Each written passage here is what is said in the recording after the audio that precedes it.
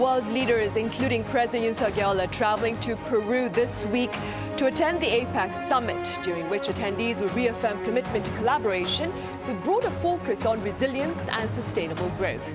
With more on Press Perspective today.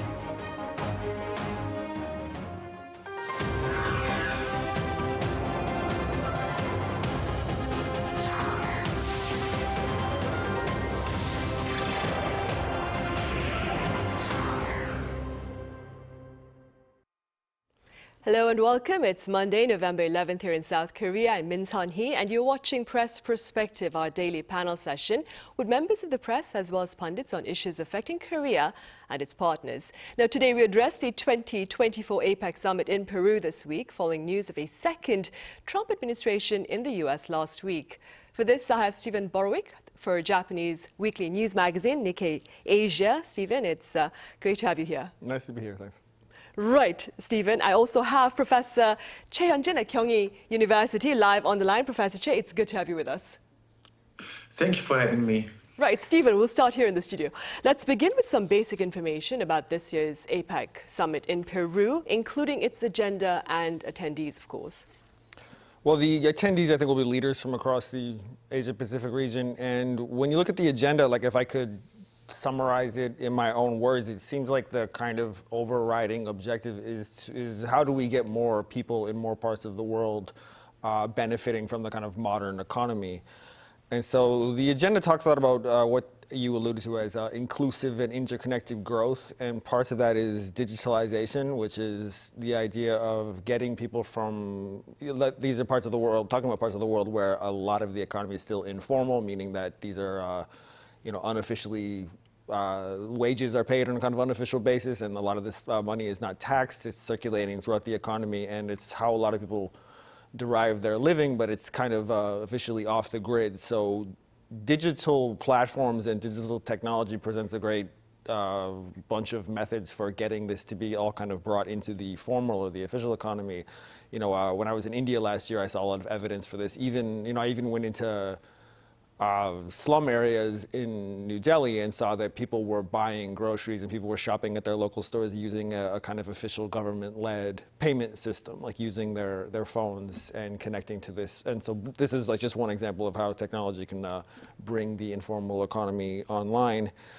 Another point of emphasis is sustainable growth, and the interesting word that they're using there is resilient growth. So, we're now in an era of pretty big climate challenges and various forms of instability. And so how do we create growth models that are able to withstand the challenges of, perhaps natural disaster or war or increase in commodity prices? Or I think that makes a lot of sense, because it's instead of trying to respond to crises after they happen, but trying to build resilience into the growth model and into the mechanisms for which people are conducting trade and other kinds of economic activity. So should be interesting, should be plenty to talk about. Right. And Professor Choi, do you suppose the relevance of APEC has risen in recent times amid instability within the geopolitical landscape?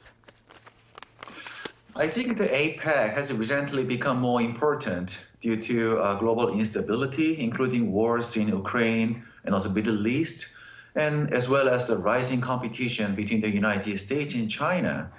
So APEC is a key platform where it's 21 member states that represent about 40% of the world population and 60% of global GDP, and they can come together to discuss and cooperate.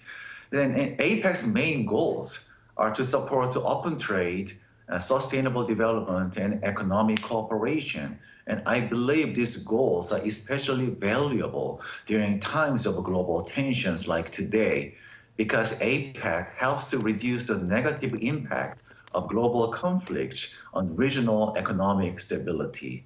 For example, at the 2023 APEC summit in San Francisco, leaders focused on key issues like supply chain strengths, digital trade, and environmental sustainability. And this discussion highlighted the need for countries to work together on complex global issues. And at the same time, APEC provides a space where the two great powers, the United States and China, can engage in direct discussion and allows them to collaborate on economic interests even as they compete.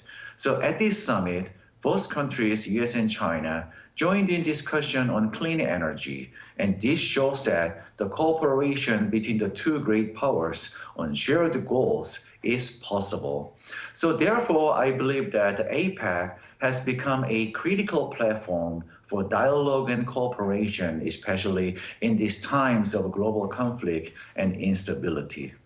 Right then, keeping in mind what Professor Choi has just said, Stephen, the Yun administration, for its part, has used multilateral platforms to direct global focus onto the risks posed by North Korea. How successful do you believe this strategy by the Yun administration has been thus far?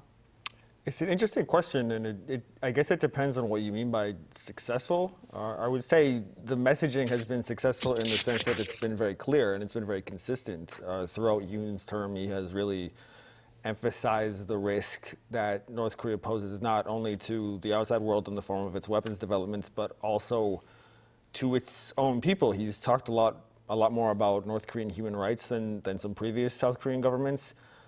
I would say that if you want to take the contrary view, you could say that it has not been successful in the sense that it has not managed to change North Korea's behavior. North Korea is just as dangerous, or perhaps even more dangerous now than it was a couple of years ago when the Yoon administration took office. In that time, North Korea has developed this quite mutually complementary relationship with Russia. We have, as we all know, there are North Korean troops reported to be in the Kursk region of Russia right now, and about to perhaps help the Russian side attempt to retake territory in the Ukraine war. So, I think that at a multinational meeting like this, it's important to at least just speak the truth, and at least for any an administration, and I'm somebody who works in journalism, and I have to have at least some kind of baseline belief in the power of truth telling. If you just are consistent in your messaging, and if you really believe something, you've got to communicate it clearly and confidently. But if I could have an interview with President Yoon or with some of his close advisors, like one thing I might ask them is, do you have some goals, like some kind of specific goals here beyond just like this being a communications exercise, and beyond just perhaps informing your counterparts in other countries about what the reality of North Korea is? I think that's very much a worthwhile exercise, and I really think that they should do that. But I think it might be useful when we talk about the North Korea issue, as it is broadly known, the North Korea problem, to try to maybe think about, like, what are some specific steps that could be taken. The critics of Yoon would say that he has not, if you hope to change North Korea's behavior, that ultimately just, kind of criticizing them and calling them out on their actions is perhaps not the most productive thing to do, that what you need to do is do more to attempt to engage with North Korea, to negotiate with them. That's a long way of saying that I think Yoon can be confident in his messaging, but I would encourage his administration to perhaps think a little bit deeper about what more they might like to accomplish.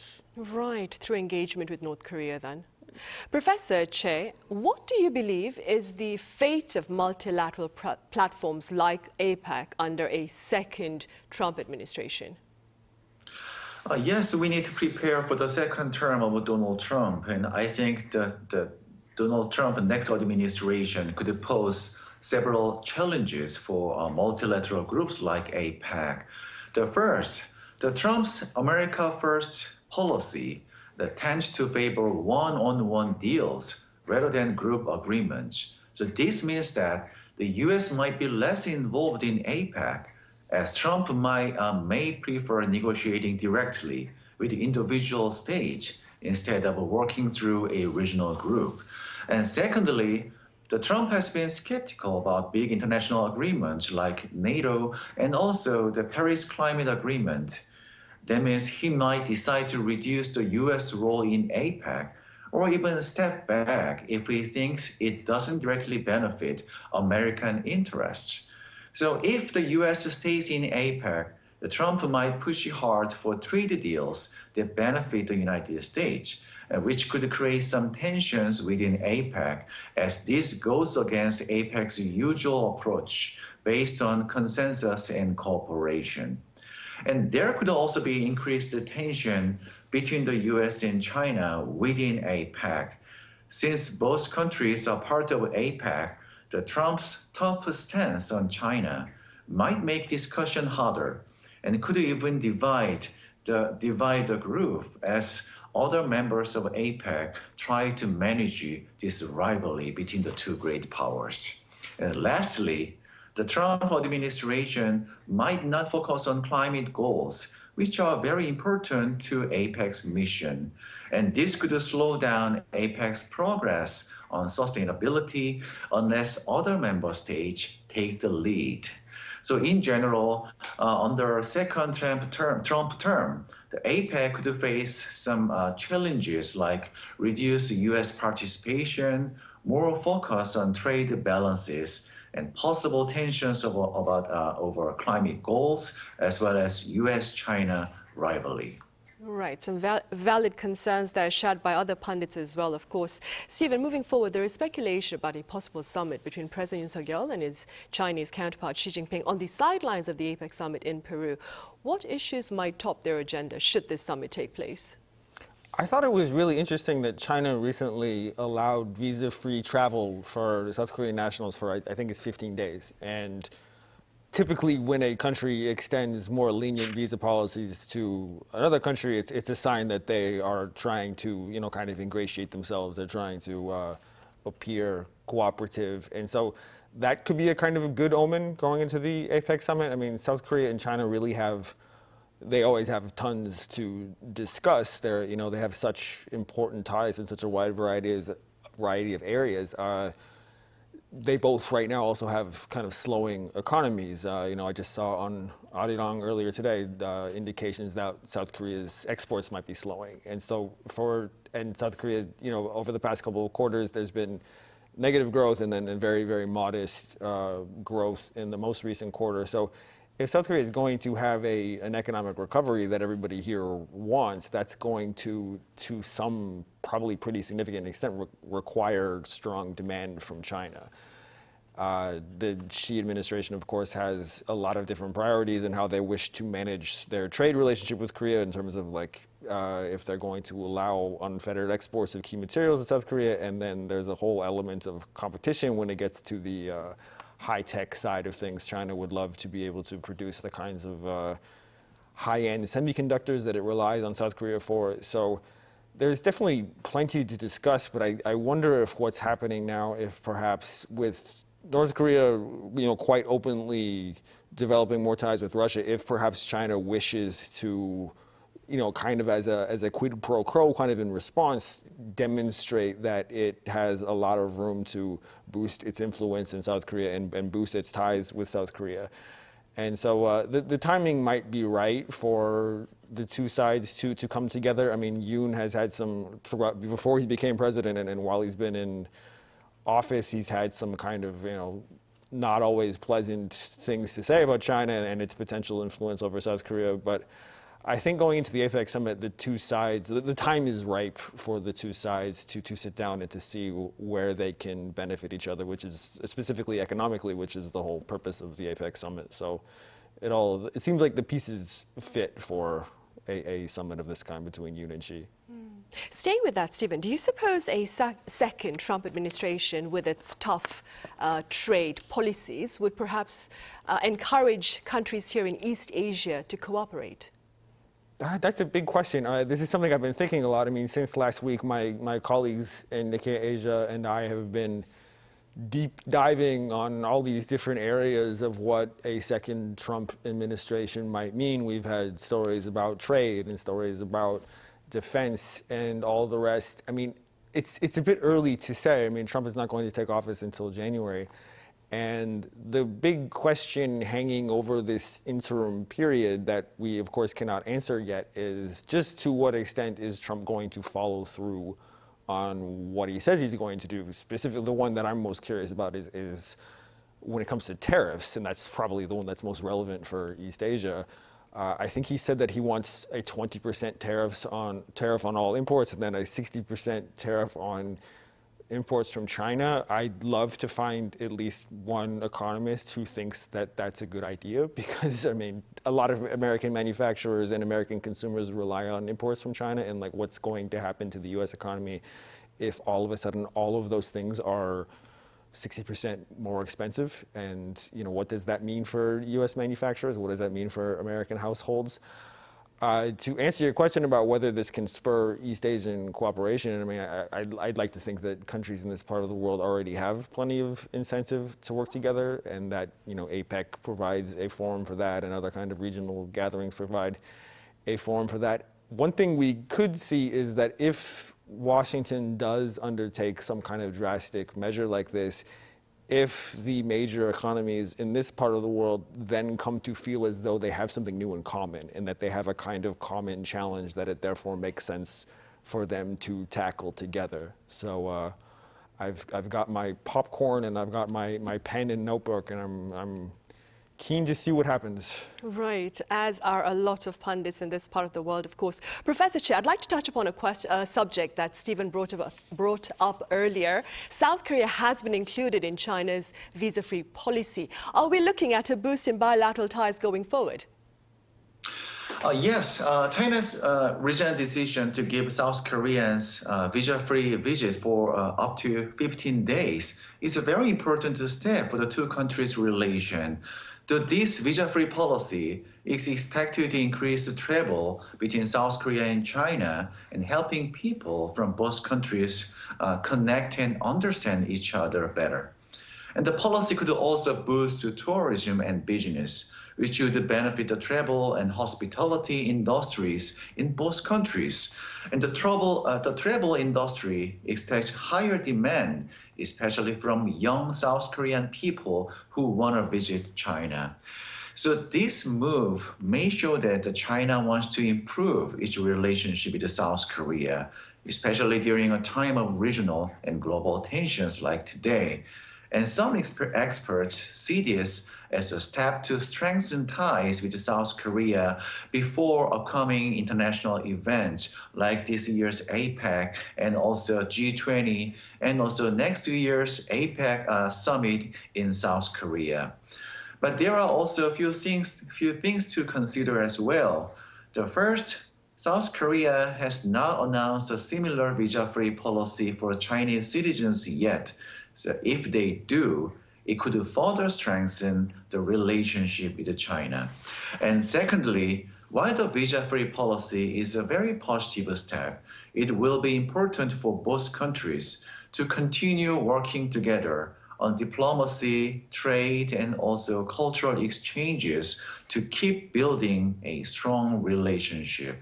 So in general, the China's visa-free policy for South Korea is surely a promising development that could bring the two countries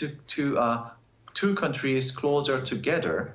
But however, both sides will need to keep working together to fully benefit from this change. Right, for sure, of course. Stephen, Japanese daily The Asahi Shimbun recently published an editorial talking about the potential risks of Mr. Trump's America First agenda. What are some of the concerns and possible countermeasures being shared by pundits here in this part of the world with regard to Trump's agenda, of course? Well, the first story that I did after the election results came in was about the defense angle of things, and specifically how the U.S. has large military presences in both South Korea and Japan, and Trump has, over the years, has kind of depicted South Korea and Japan as sort of not paying their fair share of this, and then accused them of kind of taking unfair advantage of the U.S., and he's talked about wanting to either pull those troops out or have South Korea and Japan pay a whole lot more for them. I think that presents a number of risks, and that's definitely a concern that a lot of pundits are raising. I mean, I've done some reporting, and I've talked to experts who have pointed out that even if Trump says that he wants to pull those troops out, it's not like he can make it happen right away. You know, there are legal and there are bureaucratic hurdles to that.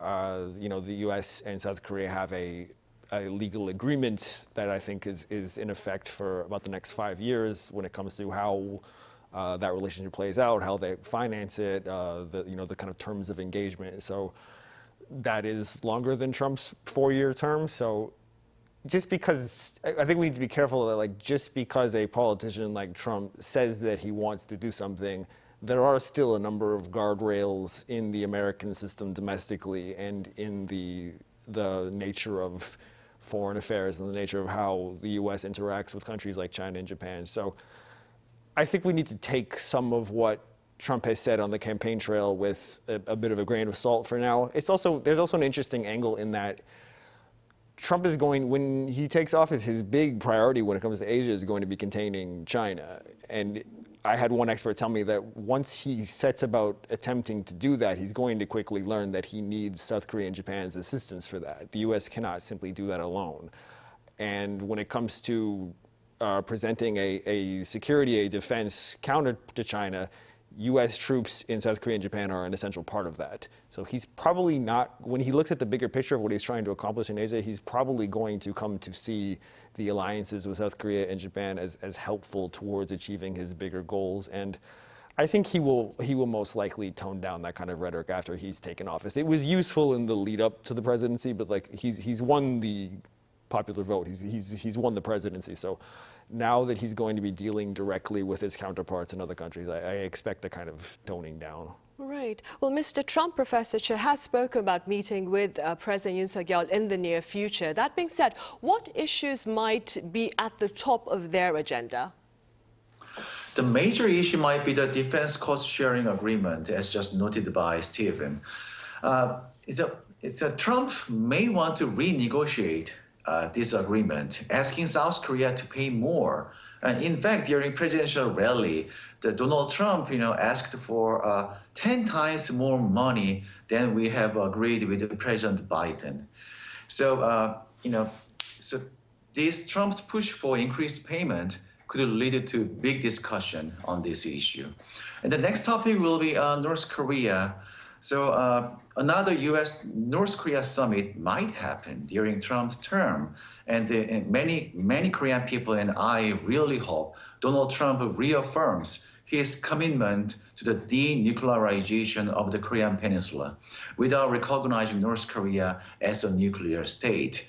And the third issue will be a U.S.-Korea alliance and also security cooperation with Japan. And many experts suggest that President Yoon should make effort to show Trump that South Korea is really positive about the alliance and set a stronger foundation for cooperation. Right.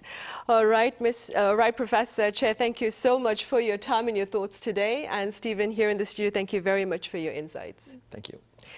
Right, well, that ends this edition of Press Perspective. Thank you for watching, and do join us again tomorrow.